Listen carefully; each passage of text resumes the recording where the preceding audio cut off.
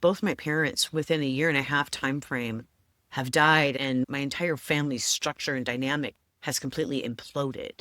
So I'm actually like, I am the very definition of a badass. Because if you read my blog from recently, if you're following the blogs that I'm doing on Substack, you'll see that I've repurposed and reinstituted my License to Be Badass program, because it's like we're all badasses if we're going through some struggles and we're having these life experiences that can really detour and take you down. But if you're not giving up, if you keep trying, if you allow yourself to learn from these experiences that you're having, whether it's in your personal life, professional life, spiritual life, whatever, then you are truly a badass.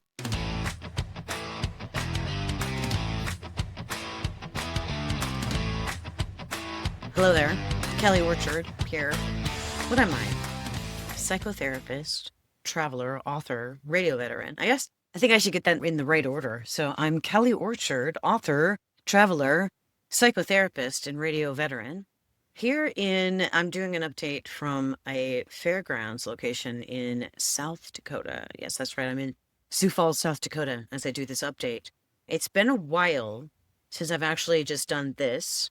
So I just wanted to share my struggles along with my successes, because I think that as we are building our lives, these obstacles that are going to come our way, no matter what we are trying to accomplish. And I have experienced that in droves on this little RV trip back east.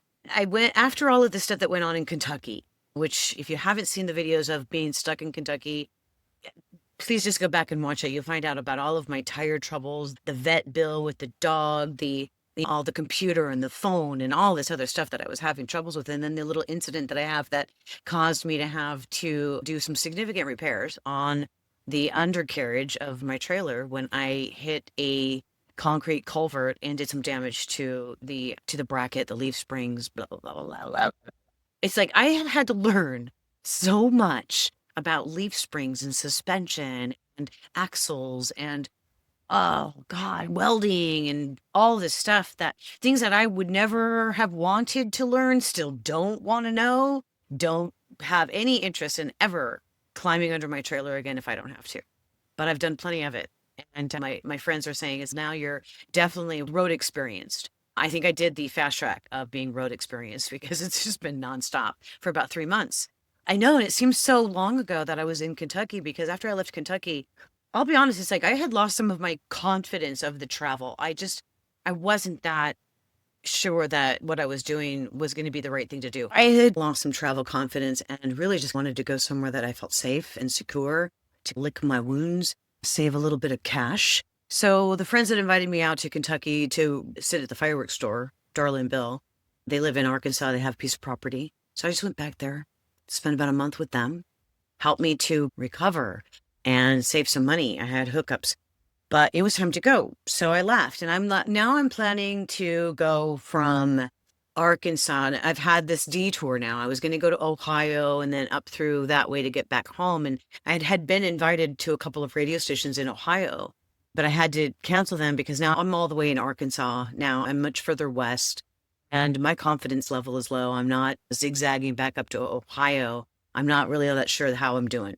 I had to cancel that, but I did have somebody scheduled, John Small, in South Dakota, in Sioux Falls. Okay, that's where I'm going to go, because I was going to be headed this direction anyway, because the goal is, I'm making notes and dates and whatnot, and I have my little map that I printed out just so I could visualize what my general idea is going to be, going from Arkansas up through this way, through South Dakota, and through Wyoming, and then down through Utah. And I was planning to go to Idaho and all sorts of other stuff. But you know what?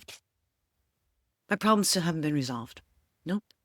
Okay, maybe as of this video, but I still have other things to share. I'm going to do this whole harvest hose, drive 3 hours. I figure if I just do a 3-hour drive, I won't feel as stressed out, because I think that everything's fine, but I'm not sure. I got from Kentucky to Arkansas just fine with no incidents. Okay. So then I figure I should be good. So I leave there and it's just a 3.5 hour. I think maybe it was like 4 hours to go from Cove, Arkansas to my first stop, which was going to be Branson, Missouri. And I was going to stay there for a few days. I found a campground on a lake, and yes, it was a little more expensive, more than I wanted to pay, but I figured this is a good launching pad. Had to drive through the Ozark Mountains. Won't do that again. It wasn't like it was that bad. My truck and trailer handled it just fine, but I just wasn't really anticipating or expecting. And that's my bad. That I wasn't expecting the switchbacks and to have to go like 10 miles an hour around these turns and curves. And even though it wasn't that steep of an incline, it was just very annoying and having to go very slowly.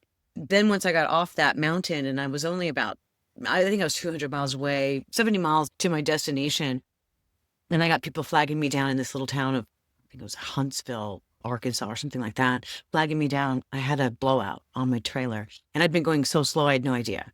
And I have learned from other fifth wheel drivers that you don't normally know when you have a blowout on your trailer. It's because I don't know, because it has 4 other tires. I have no idea. So I had to pull over into a high school parking lot and call AAA to come give me a spare, still not knowing what the deal is, but it is the front driver's side tire, which I damaged that whole axle situation or the brackets and the leaf springs.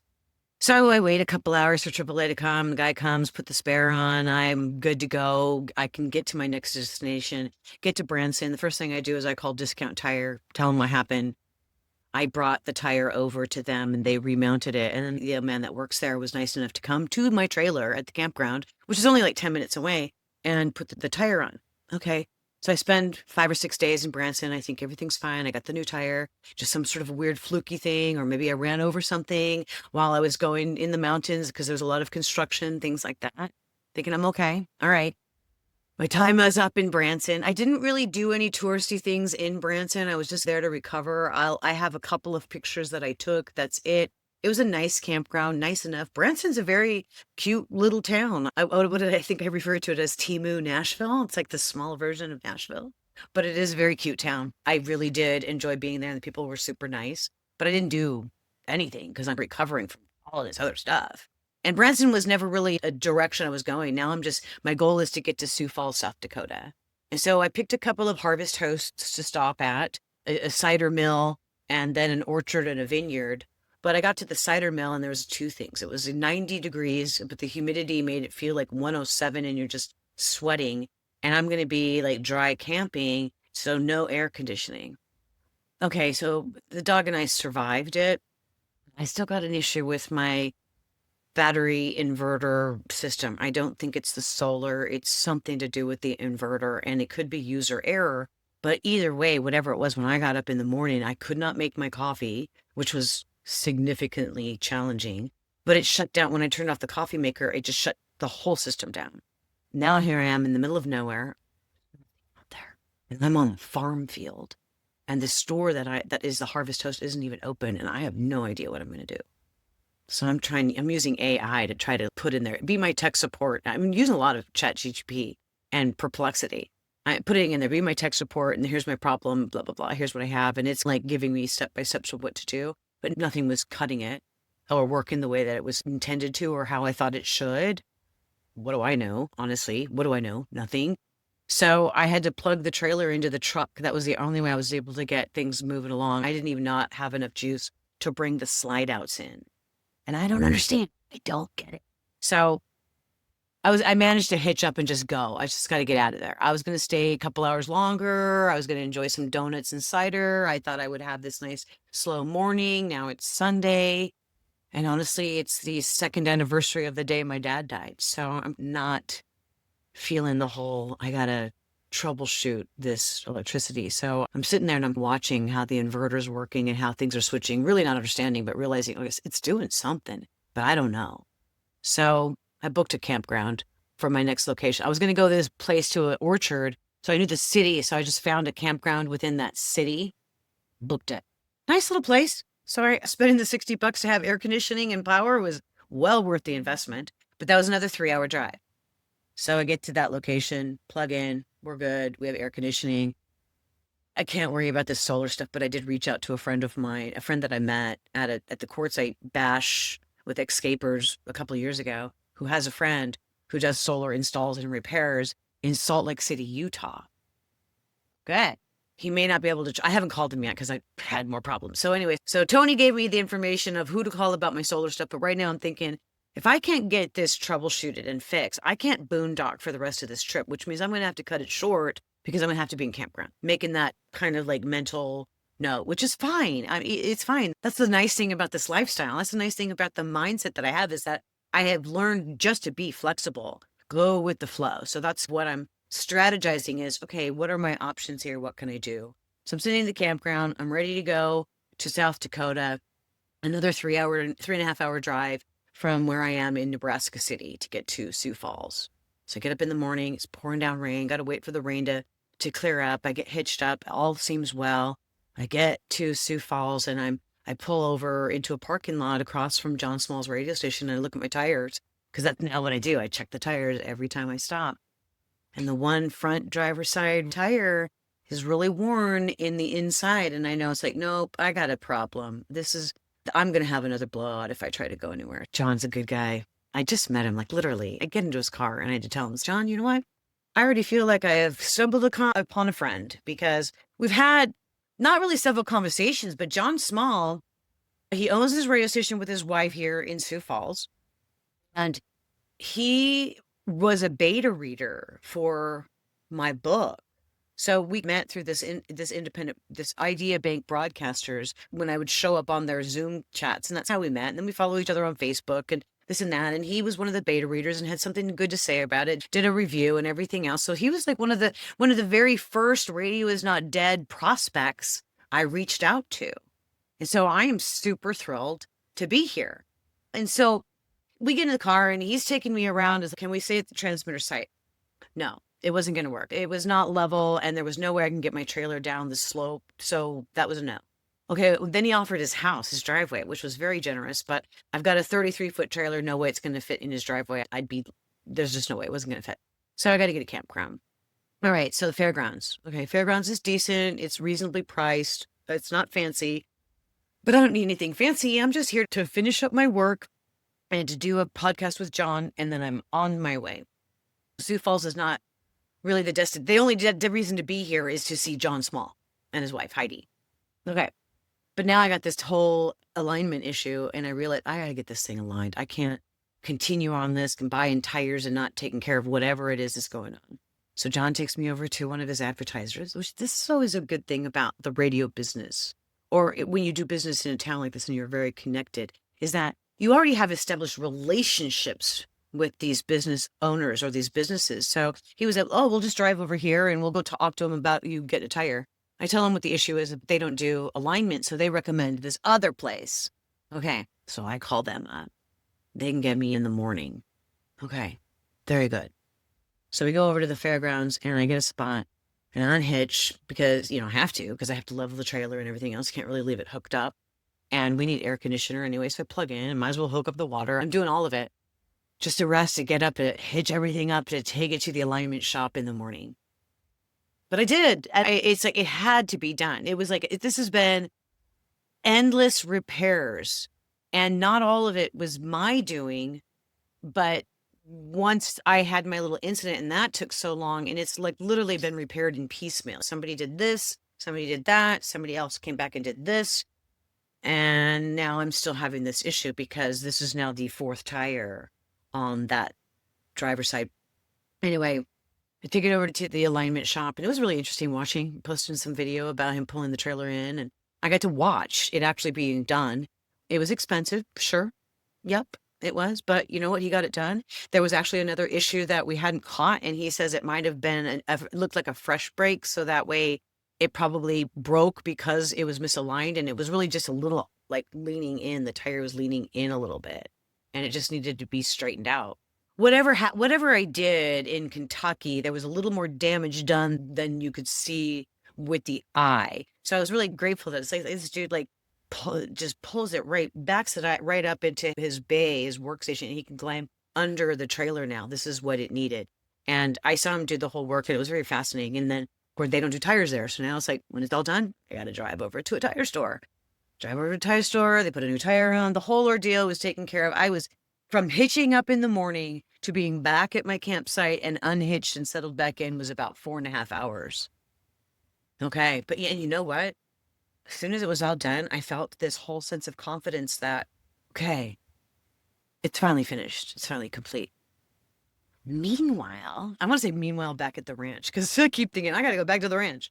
But meanwhile, I'm still working on the flipping the format on the fear of failure book that I've been collaborating with Mike McVeigh. I have it sent to a Fiverr contractor for the cover and the interior design. And because I haven't been able to focus on it, it's just been, I've been relying on this guy to see my vision. And so I finally narrowed that down. I subscribe to a podcast matching service, like a dating service only for podcasters, to try to just kind of get on some podcasts to promote the Dead Air book. Because honestly, okay, so the other day was the second anniversary that my dad died. And in the same week, I'm going to be experiencing 5 months since my mom died, only 5 months. That too feels like forever ago and yesterday. So it's like both my parents within a year and a half time frame have died, and my entire family's structure and dynamic has completely imploded. So I'm actually like, I am the very definition of a badass. Because if you read my blog from recently, if you're following the blogs that I'm doing on Substack, you'll see that I've repurposed and reinstituted my License to Be Badass program, because it's like we're all badasses if we're going through some struggles and we're having these life experiences that can really detour and take you down. But if you're not giving up, if you keep trying, if you allow yourself to learn from these experiences that you're having, whether it's in your personal life, professional life, spiritual life, whatever, then you are truly a badass. And I described the reason where License to Badass or Badass Origin came in. I'll put it in the comments so that you can easily find the Substack blog. The Flipping the Format book with Mike McVeigh is designed specifically for radio people, but it's not necessarily just for radio people. You'd get it if you got the book. Anyway, it's cognitive behavioral therapy, positive psychology, neuroscience, heart math, and using music to and boost your mood. That's what being badass is all about. And I am the very epitome of using all of my tools, sometimes all at once, and sometimes realizing that this tool's not going to work right now, so I got to do this. I have a whole toolbox of tools as a therapist and a coach and a consultant. And I'm really grateful for that, because the things that have been happening to me out here on the road have seriously caused me to want to turn around and go home. And I've mentioned that quite a few times, but where's home? My trailer is my home. So if I had a broken hot water heater or a broken toilet or landscaping issues in my physical home, I'd be taking care of them. So my trailer is my home. I'm having to rely on strangers to help me, but wouldn't you be doing that anyway if you were calling service people to come to your house? This is my house. I just happen to be in a foreign state and my house is mobile. I move it. I've had to just adjust my thinking about that. But now I do feel much more safe. It's funny. It's like we were praying. It's like we pray for safety. And I say my friends will pray, and my son will pray for safety on the road, and my daughter, safety on the road. You know what? I have been safe this whole time. I've been safe. Every single time I've had an issue, I've been safe. So I had to ask them, we need to switch the words. We have to change the language to no incidents and incident-free travel. And language is super important. And I tell this to my clients all the time. How you talk to yourself, how you word things, your brain and your body, your heart and mind are connected. And so it believes it. So when you say, I want safe travels, I was safe, but I want incident-free travels. Okay, so safe and incident-free. So I'm putting that out in the universe. No more incidents, please. Now I still have to deal with the whole power issue. So now that I've dealt with the tire alignment, all that other stuff, it's good. It's done. It's completed. Very expensive. I am going to call my insurance company and see if they'll cover that too and reimburse me. Don't know. I've got some podcasts to record today, which is why I have my books sitting out here. I've got Dead Air, Heart Lessons, and my Apple a Day books. I am an author. Dead Air was my debut novel, which novel writing is really what I want to do, but I seem to be doing of professional development self-help books. So that's the reason for the podcast. I've got the Flipping the Format on the Fear of Failure coming out with Mike McVeigh very soon. And then I still have a License to Be Badass book that I could put out, but I have novels I want to write. So it's like, I'm sick and tired of all of these travel troubles, because all I want to do is write and create and enjoy that, which is why the Substack kind of was a good place to put everything all in one place. So the podcast, the book writing, the Radio is Not Dead podcast. I'm not trying to be an influencer. but I am a creative and I can't help myself. And so this is just how I express myself, and I express myself in very different mediums. I hope that you enjoy it. I hope that you'll stick around. And then I hope that you'll comment, subscribe, share, and tell people, hey, this lady over here, she's a license to be badass, and she's got some really interesting things that she's got going on. So I hope that's what will happen. I've got way more to come because I've got a podcast. I'm sitting here recording some podcasts today that are not my podcasts. I'm a guest, but then I'm going to be video recording John and hopefully Heidi Small later this week. Meanwhile, still working on all the details for my flipping the format book and whatever else I got going on, because it's a lot, but it's not overwhelming. It's like when I realize that I have to allow myself to get bored in order to be creative. And that is something that you need to do, is you need to get bored in order to be creative. If you're overscheduling yourself with networking or meetings or whatever else, you don't have enough time to be creative and to do that. My issue, I was doing networking and learning for so long, learning how to do this, networking, meeting people and putting everything out there, but not really coming to the fine tuning of my craft and what I really wanted to do. I'm so very grateful that I had the time to write Dead Air, the Day the Music Died. That novel started out many years ago with trips to Mount Wilson in Los Angeles. And when people ask me, where are you from? I was born and raised in Los Angeles. It's like I haven't lived there in a very long time, but that's where I was born and raised. And a lot of the consulting and FCC compliance work that my dad and I did was seeing stations at Mount Wilson. So it's a very familiar place for me. And so I'm very glad I was able to write that. The Kelly Orchard's Apple a Day and the Heart Lessons, those are very personal as well. If you want to know more, just comment. I want to know more about those books, but they are found on my Amazon. If you look for Kelly Orchard on Amazon, I have an author page and all of the books are listed in the same spot. So it's all a very interesting journey because I am not an expert at book marketing or any of this. So I am learning as I go. So I hope that as I go along while I'm learning this, that you'll join me on the journey and maybe even give me some encouragement. I would appreciate that. All right, over and out. Kelly Orchard, author, traveler, therapist, radio veteran. And this is Kismet Adventures and Serendipitous Encounters. See you later. Bye.